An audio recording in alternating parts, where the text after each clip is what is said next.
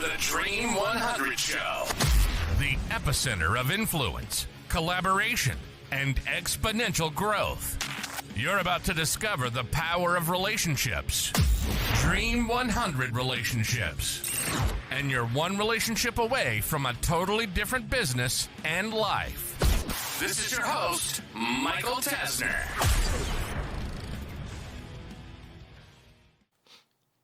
What if I were to tell you that there is something that is hurting your chances for landing your Dream 100 relationships that you have never thought of and you most likely wouldn't ever think about it? A, would you believe me? Or B, would you be interested in learning what that is? When you get ready to start the Dream 100 process, I talk all about this cleanup phase. You have to have a great website. You have to have great social media. Your branding needs to be on point. You have to have all of your ducks in a row. You get one first impression. So think about that. If simple example, someone goes to a job interview, their first impression, if they show up sloppy, stained shirt, hair is a mess, high as a kite, you're going to have that first impression pretty quickly. If they show up polished or overdressed, which is one of my favorite, they show up overdressed. I love people that show up in a suit or at least a tie for a virtual interview. That shows me that you are serious, you're ready to rock and roll, you want to make a good first impression, versus somebody showing up in sweatpants and a tank top, for example. So you have to get your house in order. But there's one area that most people never look at, think about, or even realize that it's negatively impacting their brand and their chances. And that is employee or contractor reviews on Indeed and Glassdoor. But so, Michael, what does employee reviews have to do with anything? So, but before I even go down that rabbit hole, just pause and think about that for a second. If you're not tracking your employee reviews and things that are being said about you online, you're missing the boat. You're missing the mark, and you're almost ignoring problems that are out there. So not even looking at the Dream 100 side, if you're looking at attracting and retaining good talent, if you are getting ripped apart on Indeed or Glassdoor or a combination of both, you're going to have a very, very hard time hiring and retaining good people. So that's, the business side and the business sense of it. But what's happening now is the great aggregation of data and content. So as all of these models, ChatGPT and Grok, Claude, Gemini, Perplexity, they're all gathering data from everywhere that they can possibly grab data from. What we're finding is that there are certain sites that are showing up higher in the search results. So for example, Reddit is showing up very, very high. So if there are things that are being said about you on Reddit, the chances that someone's going to find those without having to Google your name and then type in Reddit are pretty darn high.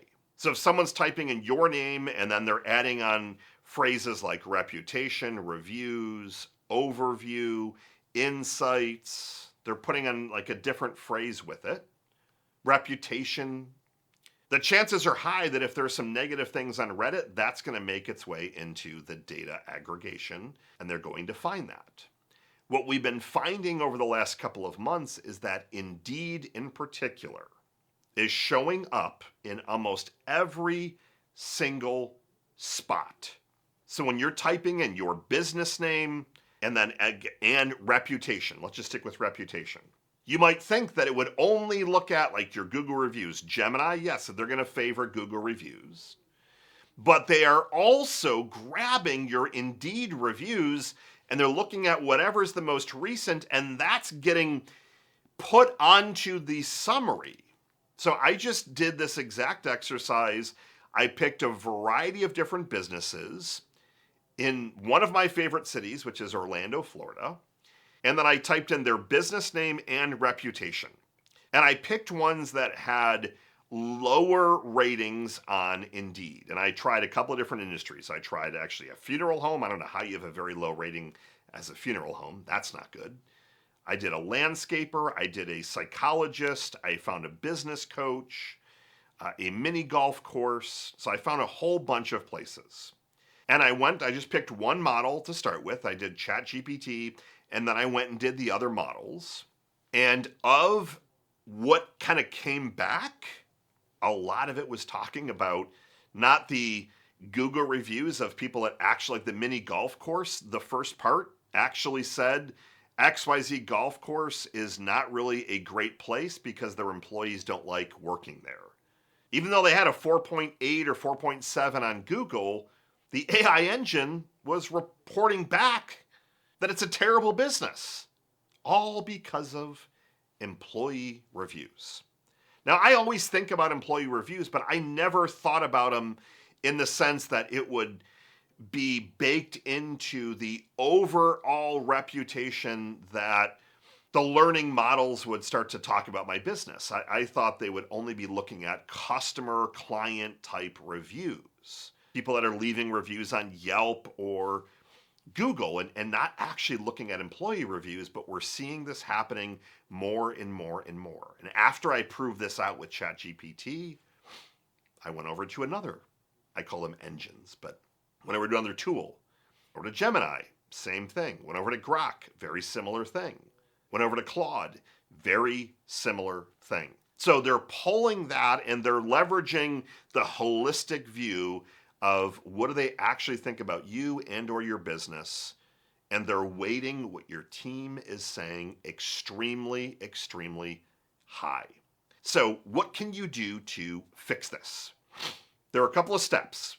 However, until you have step one completed, I don't want you to go on to the next one. So step one is you having an honest conversation, I guess, virtually with me, but really with yourself. If I were to ask you, are your team members happy, thriving, saying good things about you? They love coming to work. And you might say, I don't have a team. Tell me about your contractors. Very few people have not one other person that they're working with. Your vendors, your contractors, your freelancers, are they happy and excited to work with you? I have a few that I work with that I can tell you if someone were to ask me that question, I would give you a 100% no.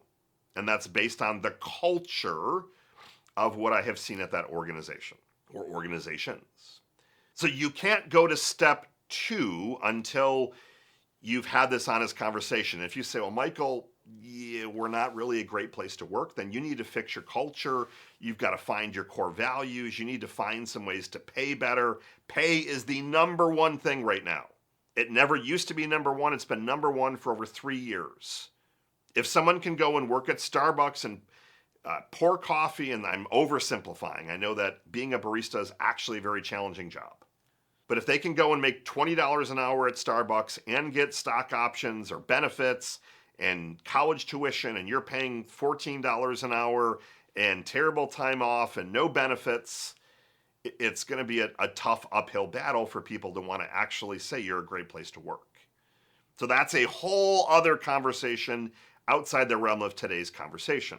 So if you answer yes and you say, yeah, we are a great place to work. We had some rough reviews. It was a couple of people a few months ago, or it was a couple of years ago, but no, we've corrected that. We've improved this, that, like all these things. Then what I want you to do is to, step one, claim all of your listings. You can go and claim your Indeed listing. You can claim your Glassdoor listing so that you have full access, full control. So you can be monitoring in real time, replying to things in real time if needed, flagging things that are completely untrue. You can at least be able to have not an upper hand, but you can at least be a part of the conversation. Step two, ask, depending on how many staff you have, ask them to leave legitimate reviews.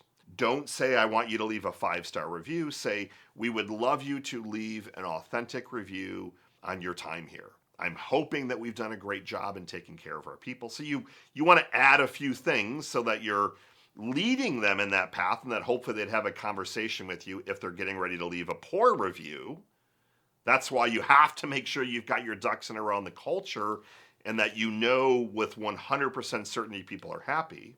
But the reason I don't want you to tell them, leave a 5-star review only, we had some bad reviews in the past, is that if someone is going to leave a negative review, they end up taking a screenshot of that. You can get yourself into hot water for how you phrase that. And that's going to be a lot more challenging for you to kind of debate reviews and work with Indeed or Glassdoor if you're sending out messages to the team that say, we had some bad reviews, they're not true, leave a 5-star review. So you've claimed your listings. And then again, depending on the size of your team, if you have a big team, ask a handful of people each week over the next couple of months. If you've got a smaller team, ask a few this week and then maybe every other week, just so that it doesn't all get posted at once.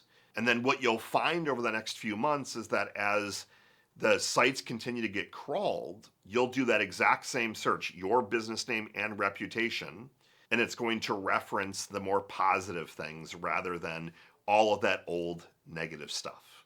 I bet you didn't think about this. Most business owners don't. They might think about what does their team say about them, or are they happy, or whatnot, but the review side typically only is thought of when you're trying to hire staff. There was an organization that I did some consulting for. They couldn't figure out why nobody wanted to come work there. Within 5 minutes, I gave them the answer. I mean, there was a much bigger project behind it, but within 5 minutes of looking at their reviews, they had a 1.4 or whatever on 1.4, 1.5 on Indeed, Glassdoor. I think they were a 1 out of 5 with 20 reviews. They were completely ripped apart from a culture standpoint. There was not one positive thing that was ever written, all negative. And then what they did was they did the exact wrong thing. They didn't fix the culture. They asked their staff to leave 5-star reviews. So they had a couple of 5-star reviews. And then on top of those, there were a bunch of 1-star reviews that said, management recently asked us to leave a 5-star review. I can tell you the 5-star reviews were probably people that were worried about getting fired. All the 1-star reviews are true. Like, it completely backfired because you didn't fix the core problem. So you have to make sure that that core problem is fixed, but I need you, at the very least, my message for you today is to be aware. When you're getting ready to reach out to people and you're getting ready to invest tens of thousands of dollars in gifts, if you don't have your reputation cleaned up, some of these people will never give you a second chance, a second opportunity. They'll do a quick search. As you know, more and more people are using all of these other tools outside of Google. Google's losing 8 to 10% a year.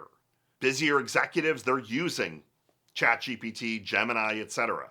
Tell me a little bit more about this person. They get a gift. They might even be just going right to ChatGPT and saying, tell me about this person. And if that stuff pops up, your chance like that is gone. Why would they engage with you? No amount of gifts is going to fix that. You can try, but that's why I need you to get all this stuff dialed in and cleaned up first. And I was pretty confident that most people haven't thought about this because I didn't think about it until I thought about it, but not to the level that it was going to be in every single engine. I didn't think that that was getting aggregated completely with the reputation until I started doing a lot of other searches. And I found that that stuff, that content was ranking higher and being talked about more than all the positive 5-star reviews. Get out there, clean up your Indeed, Glassdoor reviews. Make sure that you've got a great place to work so that when you get that Dream 100 shot and they go and they start to Google you, they don't have to hesitate. They want to take action. They want to move quick. They want to, yes, I'll jump on your podcast. They want to move that needle with you. People are inherently good. They want to help. They want to reciprocate. But if your reputation is less than stellar, you're going to lose them.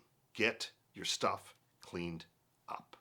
Michael Tazra signing off. Good morning, good afternoon, and good night. I'll see you next week.